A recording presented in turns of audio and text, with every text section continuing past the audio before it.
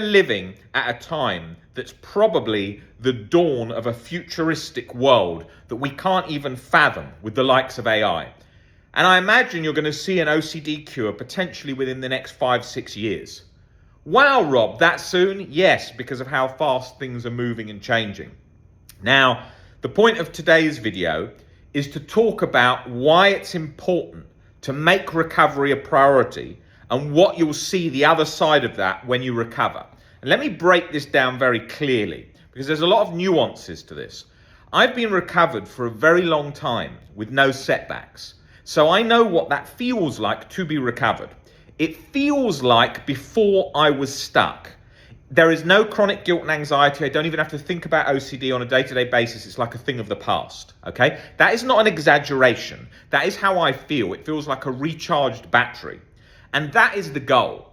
And in a futuristic world where everything's moving faster and faster, and we're getting into this time where, everything is becoming sort of computer-based around us, not to my liking, as I very much like the old natural human ways instead of automated everything. However, in this world, it is important for us to adapt to doing things faster. And that means making recovery a priority, not coasting. I bought sweets in the house the other day. I started eating them more because they were there. That quickly came into my life and became a thing very fast, okay? Now, with you and coasting, you're probably just going along with some basic mindfulness books and thinking, oh, this is all right. I'm doing all right one day, I'm not the other. You don't know what recovery feels like. If you could feel what it feels like in my brain, you would realize how stuck you actually are. And that's the reality of it, because I didn't realize along that journey how stuck I actually was. When I wake up, there's energy. When I go to the gym, there's energy. When I work, my mind is clear and fast. That is where I want to be at this time period. I want to be where I'm fast, able to adapt, move, think. That's what I need, because in here is the computer in our brain. Now, with OCD recovery, if you're coasting, sluggish, not been working for a long time, you're going to have to adapt because we're moving into a fast adapting world. Sure, you can take the thinking, yeah, but if AI advances and everything, I'll get an OCD cure, then it'll do everything. You don't know how quick things are going to be around the corner. Maybe it's 30, 40 years away, the OCD cure. So you've got to use the tools that are best to your advantage right now, which are the recovery tools where you can recover. Doesn't matter what theme, doesn't matter how long you've been stuck, all totally irrelevant. The number of emails I get every day from people saying they want to recover, they want to start the journey. And the number, although we work with a huge number of people, the number of people that still think, I'll leave it and see if it goes on its own. That ain't going to happen. There are so many people that come in, they send me a message and then they think, I'm going to see how I go with mindfulness and leaving thoughts are there. Leaving thoughts are there has not worked for you. Okay, this has not worked for you. You've tried this for years. The same as when people say to me, and I don't discourage them seeing their regular therapist that they've seen before. I don't say leave them. I say see which works for you. And 9.9 times out of 10, they realize very quickly we're the game changer because the knowledge is another level of what they've been hearing. Now, in the reality of this situation, if you're going to session after session after session with them, and you're not learning much that is breakthrough OCD information, right? What makes you think that when they tell you to sit in a chair and see if you can smell things around the room and hear things, that's going to cut under chronic POCD that's been latched for 15 years? It isn't going to do that. So you've got to get very, very realistic about what you want out of this life. It's like people who post TikTok images and videos of things that they want on a mood board in their life in the future, and they go, that'll be me one day. No, it won't. That will not be you. Okay, now that sounds very rude. No, not at all. It's very real.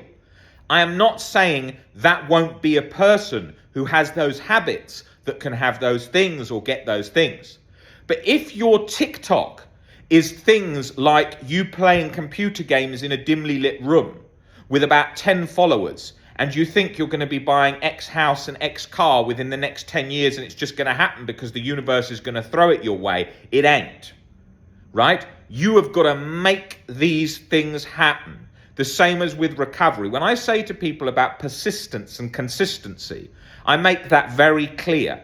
If you want to recover, you are going to have to really put in the work consistently. It's not rocket science. It's not harder than you can do. You can do all this, but you are going to have to really seize this. You are going to have to make this your reality.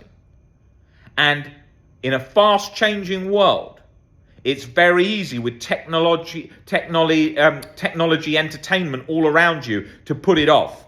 How much time do I have to wrestle with people to put down the Xbox, the computer, the social media funny video they're watching? This ain't taking you to your goals. Then people say, yeah, but life's not all about goals. Okay. Your life will be sitting in a dimly lit room with a hoodie on, fucking facing the screen, playing a computer game for the next 10 years, where when the girlfriend or the woman you marry looks at you, she's going to think, what the fuck has happened here? And that's the reality. Ask the majority of people that you date, are you happy with someone who just sits and games all day? Absolutely not. Most people do not want that. Are you happy with having a partner who's out of work all the time? Absolutely not. They do not want that. That doesn't mean that we can fall on hard times with mental health and end up in those situations. Understandably in crisis, in difficulty, understandably. But do not do everything to make that not your future. People come into me and they say, oh, Rob, it's impossible for me to work. It's impossible. What chances do you think there are of you recovering, getting back to work? Impossible. And then I've seen them go from 5 years on the couch just scrolling to working 2 jobs, having a family, kids and everything, and then looking back and thinking, Jesus, how was I in that situation? Be fiercely realistic about what you want out of this future. Be fiercely realistic about what you want out of recovery. It's a very light-hearted approach in a lot of the world when it comes to mental health, and they'll just sort of speak to you in a soft cotton wool voice of, you're all right, see how you go, thoughts are thoughts. That ain't cutting it. You're still stuck and you're not getting where you want to be. Now, that doesn't mean there's no compassion. Completely compassion, understanding for this most likely genetic bad luck that we've had. But past that point, and we have understanding for that and compassion for the difficulty, and we have lived that life, you have now got to make your future. You have got to build that from today. You need to think about this. You need to harness this. This needs to not be a, let's see how this is and see how it goes. The world is moving fast. The world is going to move fast around you. Life is going to move fast. Your family, everything is moving fast. If you don't start putting yourself in the driving seat, you get left behind. I was left behind with OCD, fatigued all day long because of chronic guilt. My work was 50, 60, 70% less efficient than today because of how plagued I was by chronic guilt. So really take this as a wake-up call and think about that recharged energy, that recharged life that you can bring to your family, to your business, to your friends. You can turn your life totally around. You can update your brain. This is a software update. The hardware's most likely got a glitch, which is the genetic component of OCD, probably overridden by AI in the near future. But for now, you need a software update, a software patch that's going to change that and is going to update your life and make it so much better. But you have to be persistent, consistent. It's not about motivation. It's about just putting in the ingredients that time and time again are going to deliver recovery for you.